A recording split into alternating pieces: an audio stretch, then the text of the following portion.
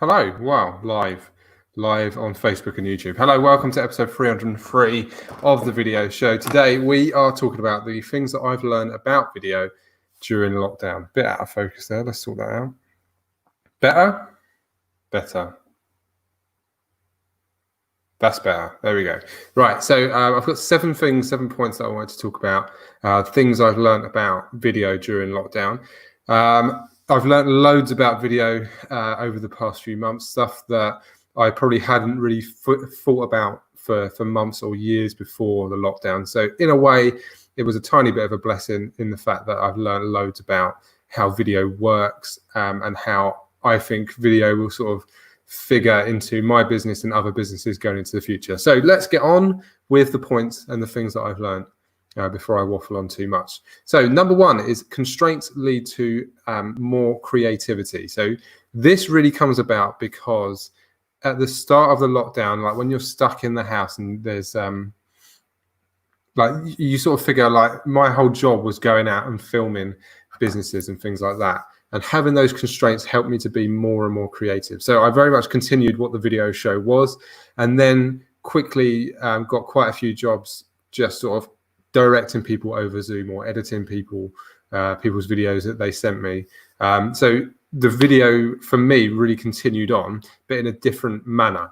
So in terms of creativity, it gave me an opportunity to work with people over Zoom and direct people over Zoom, which I'd never had before, would never have considered before.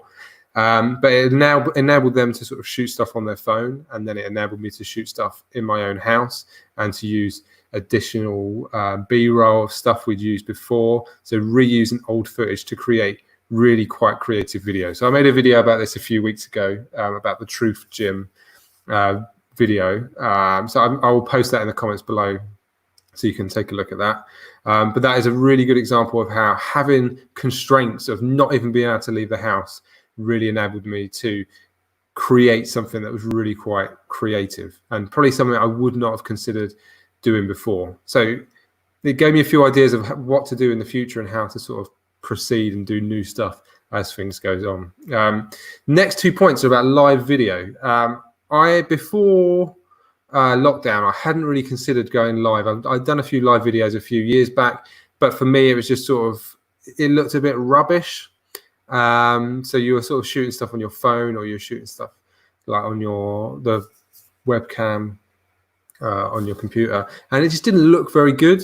So I think this video is passable. I know the audio will be out of sync, and I'm trying to fix that in the next few weeks. So the more live videos I make, the better looking I want it to be. So over the next few weeks, I'm going to be playing with fixing the audio and then playing with using multiple cameras. And I want to get to the point where it looks like a live TV show when we're actually making a live video, not just a single camera setup like this where the audio is a bit out of sync. But live video, I think, is a really good opportunity to develop the video show, and ongoing video series as well is something I talk a lot about.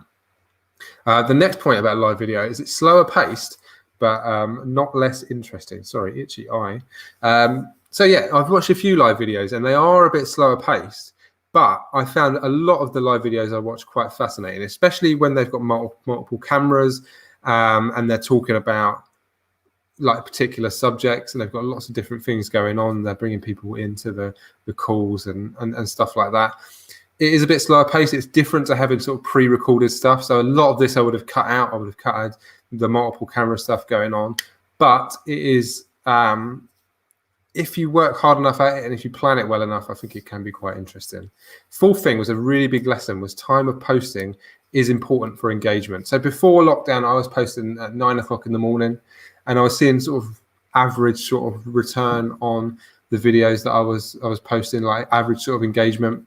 But then I found that if I posted sort of early in the afternoon, after about 5 o'clock, it really explodes. So post about 1 or 2 in the afternoon, does all right for the rest of the day. But after 5 o'clock, everyone sort of switches on to social media and starts talking and watching interesting videos after 5 o'clock. That's when they switch off from work, and that's when they start looking at interesting content. So think about what time of day you're posting, and if you can play into what time of day your audience is going to be watching as well.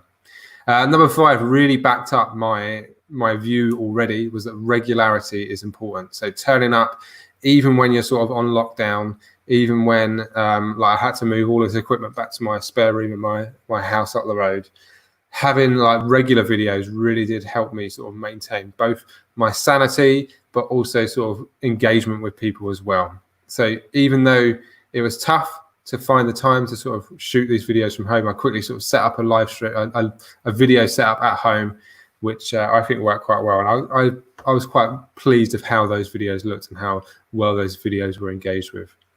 Number 6, moving on to stuff I'm going to be working on for the next few weeks, is live online events can be huge. So with the sort of lockdown being eased, there's not going to be an opportunity, I think, for sort of large crowds or large groups to gather for some time yet.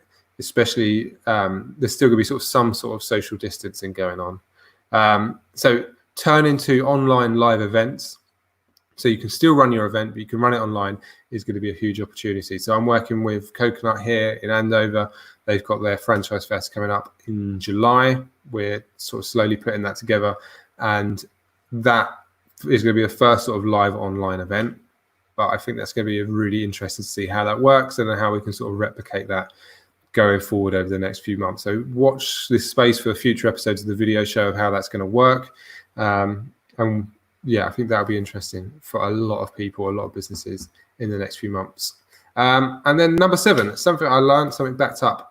Again, something I already thought, was quality is very important to stand out. So when you're scrolling through your feed on Facebook, on LinkedIn, on YouTube, wherever, the reason you click, or the reason I click personally on a video, is because the quality of what starts playing. So if it looks good, if it looks interesting, then people will click on it. People will start watching it.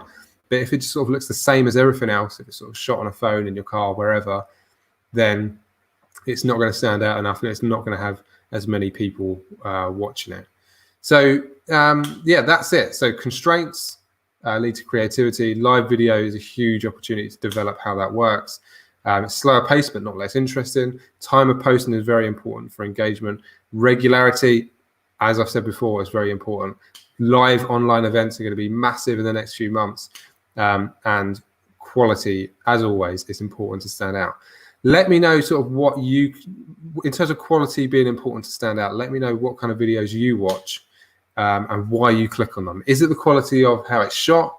Is it the person that's in the video?